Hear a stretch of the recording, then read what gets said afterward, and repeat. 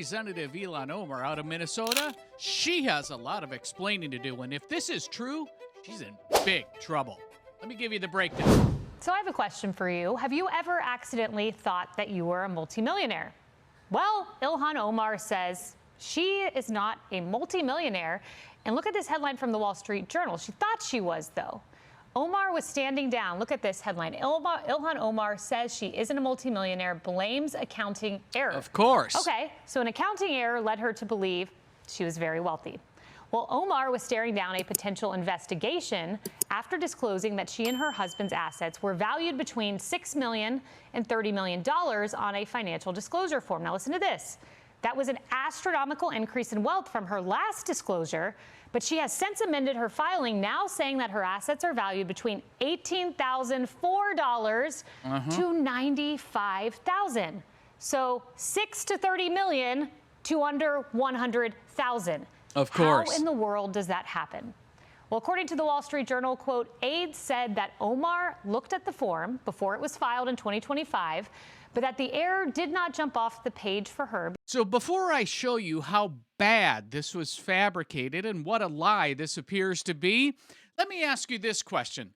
What would happen to you or I if we misrepresented our income or our net worth to the IRS by millions of dollars? This was not a rounding error. This can't be marked up as just an accounting error. This is an egregious misrepresentation of her wealth. She should be under federal investigation. If she is or not, who knows? And if she's not, that's the problem with D.C. Because let me walk you through this. When Ilhan Omar first went into Congress, she declared on her first financial disclosure that she was actually in debt.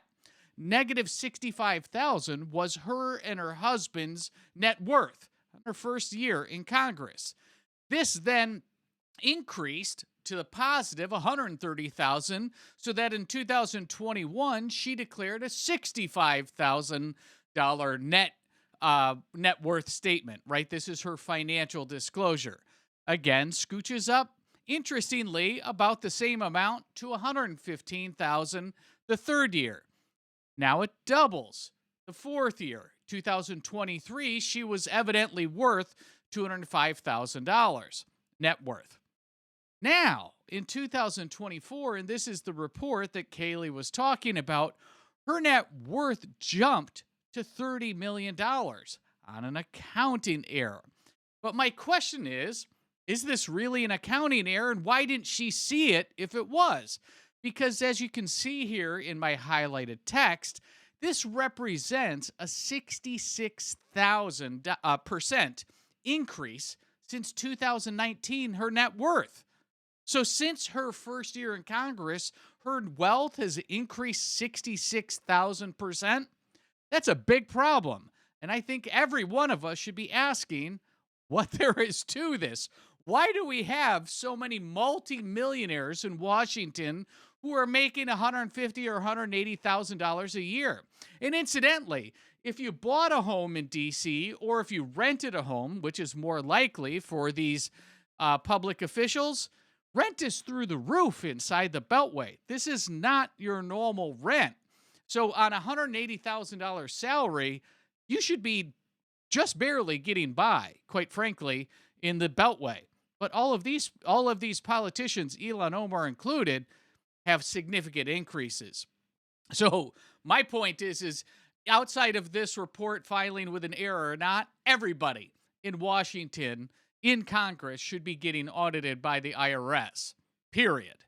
So let's dig into this a little further, because the accounting error that Omar is saying took place was with her husband's businesses. That was her out.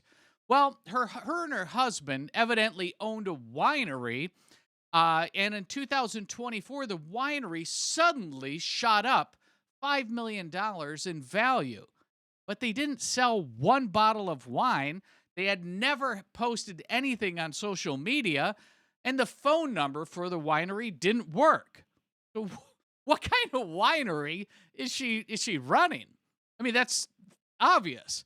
Any one of us, again, with this standard, any one of us would be in jail immediately. immediately, or certainly be audited.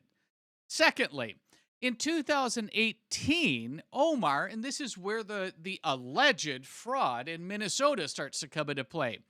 Omar, when she gets her victory dinner in Minnesota by winning her election, she held her victory party at the Safari restaurant in downtown Minneapolis. Well, pay attention. Just a short 18 months later, right in the middle of the you-know-what issue that we all went through during Joe Biden's tenure, the lockdown, we'll just put it that way to make it YouTube safe, Ilhan Omar petitioned a bill, the Meals Act, this was her in Congress, which relaxed the oversight of government-sponsored children's meal programs during the pandemic and the shutdown. Well, what we found with this owner of the Safari restaurant, Salem Ahmed Syed, well, he was guilty and found guilty of more than $12 million of fraud and misrepresenting over 3.9 million phantom meals during the shutdown, and that specifically can go back to Ilhan Omar's Meals Act that she sponsored. Well, it gets even better. Ghulyad Hashi Syed, who worked on Omar's campaign in 2018 to 20, well, he pled guilty to running a fake food website called Advanced Youth Athletic Development, where he allegedly and falsely claimed to serve over 5,000 meals a day. 5,000 a day, that's a pretty big lie, and pocketed over $3.2 million out of this food program. Is this related? Who knows? But my question is, why don't we know? This was years ago.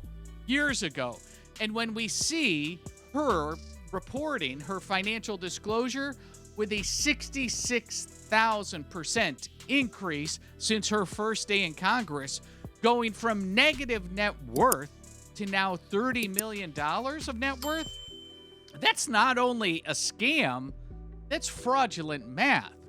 She needs to be in jail if this is true. Well, will she? Who knows? This is the problem ultimately with DC. When you have this net worth escalation, when you're making $180,000 a year, that should set up red lights, right? This should be a warning sign that there's something that needs to be looked into.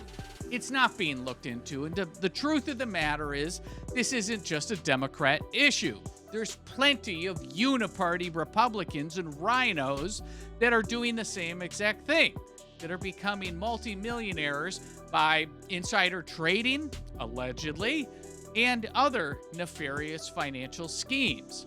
So our public officials, at the end of the day, Ilhan Omar included, look very suspicious when their net worth goes to multiples of millions of dollars when you're a public elected official. And our very next story is one that you're not going to want to miss.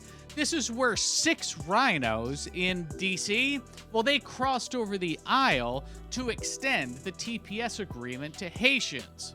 The problem is the devil's in the details, because many of these Haitians that have applied for refugee status, well, they're here under false pretense. I'm going to give you all the details you need to see that this is all happening under Donald Trump's nose, and this is happening under Mike Johnson, Speaker Mike Johnson, where we have the majority.